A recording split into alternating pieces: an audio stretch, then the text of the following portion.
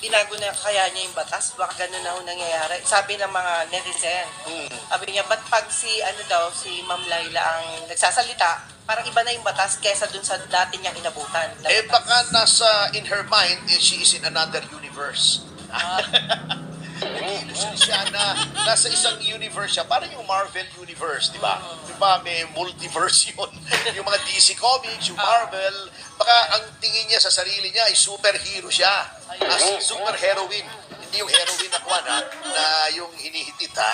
Oo, iba yun.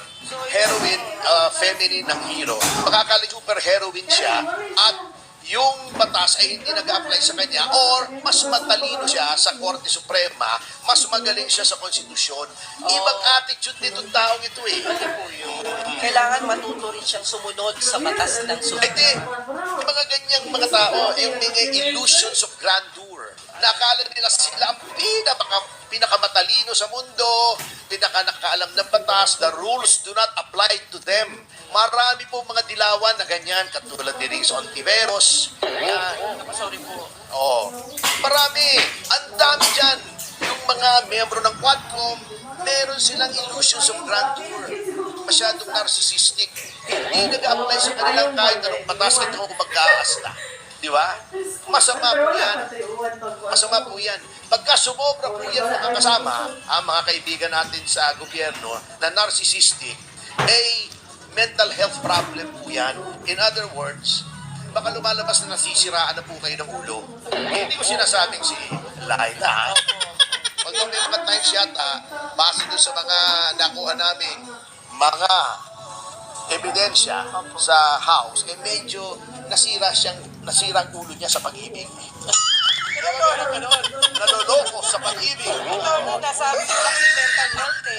Sabi ni Vice President ng PhilHealth, covered na raw po ang mental health. Ay, tingnan natin. Ang galing. Mga ibang mga nasa Tanungin natin sila. prosecution. Oo. Opo, Waway.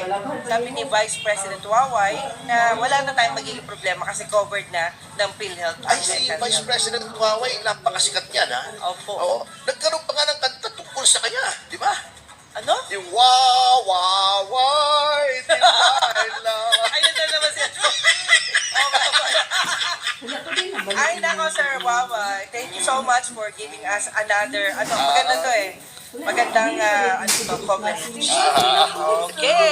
Okay, and then, bakit ang hindi tingnan ni Laila kung talagang constitutionalist siya ay yung bilis noong pagkapasa ng impeachment na hindi naman naintindihan ng mga miyembro ng House, di ba? Nagkikwento si Kadan Marcoleta.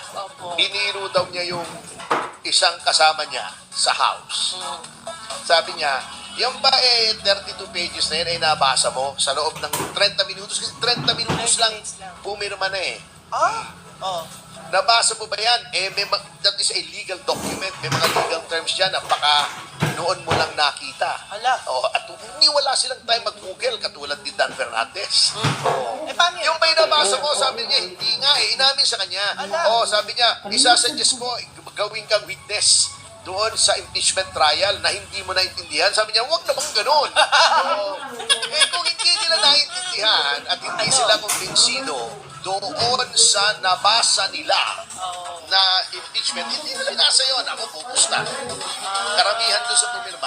Iba ang motibo kung bakit sila pumirma. At inamin na ni Toby Chanco, di ba? Anong inamin? Binigyan ng kwarta. Ala. Oo! Ala eh. Hindi binigyan ng kulta eh. Alay, Kaya po nagsipirma ang mga luho. Allah, guys. Maaaring sila naman talagang catch the blessing lang naman. Tama naman, pag binigyang tanggapin mo. Hindi tama yun, bribery yun. Pero Tony, Binigyan ka in connection with your official duties. mali yun. Yung pag-official duty. May official duty nila yung pagpirma eh. May Yun. discretion nila yun eh. Tama ka dun. Di ba yun ang sinasabi ni Ambassador Tiglao labang kay Congressman Frasco? Umamin Oo daw nga na. pala. Kaya ako tumanggap ng pera ay nung AKAP, etc. para sa mga projects. Sabi ni Bobby Tiglao, bribery yan. Nagsasabi ng totoo yung tao, dinimanda siya. Ganun ang trend mo ngayon. pagka kayo ay nagsasabi ng totoo, ay ididimanda kayo. Delikado. Kasi gusto nila tumahimik kayo, gusto nila matakot kayo. Natatawa pa nga ako, Risa, nung dinimanda, yung ididimanda daw ako. Hindi kami, we are not afraid. Eh, sino ba nagsasabi sa'yo afraid ka? Oh.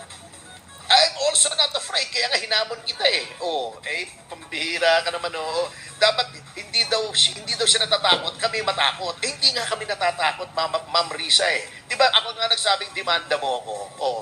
Meron bang ganun takot na naghahamon? Kayo naman, may pinagluluko niya. Ito rin si Sorry na. Laila. Paano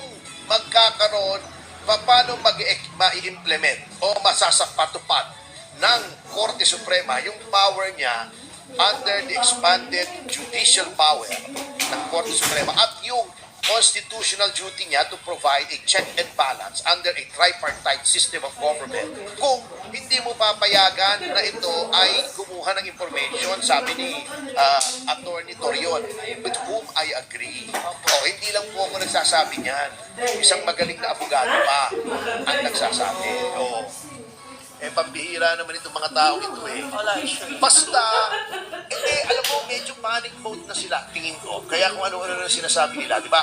Kaya nga, yung sinasabi natin na hindi nabasa, kaya sinabi sa guro Mali na ni yun. Senator Subiri that it is a witch hunt.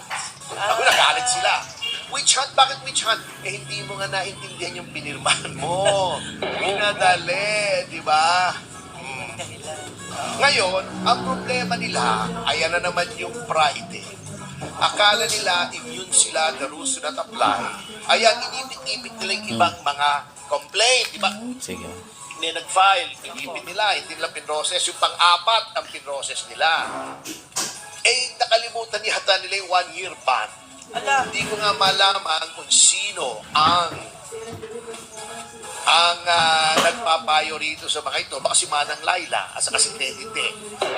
Si Jian Jok, no? Yan. Tingnan nyo na lang ang record ng mga yan. Puro palpak. Kaya nagkakaroon ng butas. Di ba? Panalo na, butata pa. Yan yung tinatawag na pera na naging Bato pa. Senator Bato pa kasi pinag-dismiss na Bato eh.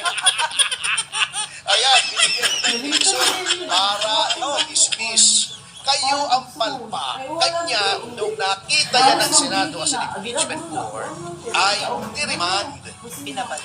Akala nyo naman kasi, kayong mga taga-house, hindi naman lahat, yung mga nagpapauto dyan sa liderato ng house, akala nyo walang makakapansin eh. Alam nyo minsan, ay sa sobrang pride, dyan kayo madidisgrasya, sa sobrang yabang,